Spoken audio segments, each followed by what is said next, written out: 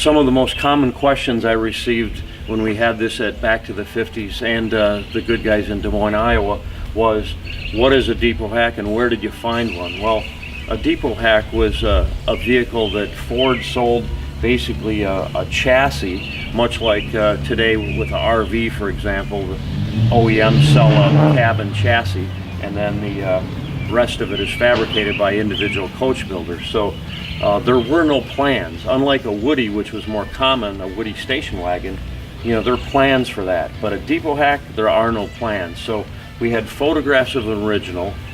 We started out by buying a Model A sedan body that had a title, and we basically cut this cowl out of it. So basically the windshield frame and the cowl, just this small piece was what we started with. Pretty much everything else was made. Some of the pieces, like the hood, was a reproduction part for a Model A. The front fender was a reproduction. Running boards, they don't make running boards this long. The splash apron down here had to be fabricated. The rear fenders actually were truck fenders, and the purpose of this vehicle was to be driven, and it had to have modern running gear but look old.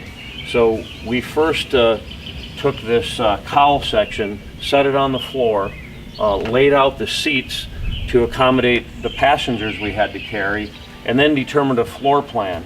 From the floor plan, then we determined the wheelbase of the chassis, and then we tweaked these door openings to look much like the original photograph of the depot hack that we had.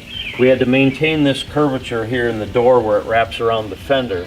So, you know, essentially this whole thing was designed and built from scratch. Like I said, there are no plans. So Dave Martin did an amazing job on the woodworking on this, and you know, we did all the finish work here at Schwartz Performance, including the paint and everything. These wheels are by Daytona Wire Wheel Company.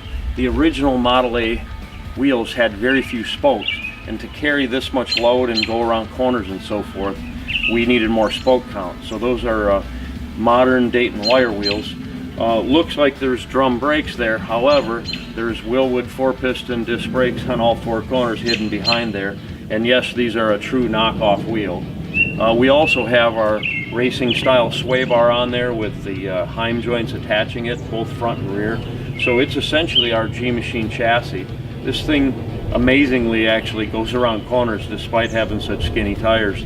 It drives truly like a modern car. There's a few creaks from the wood, but other than that, it's top notch.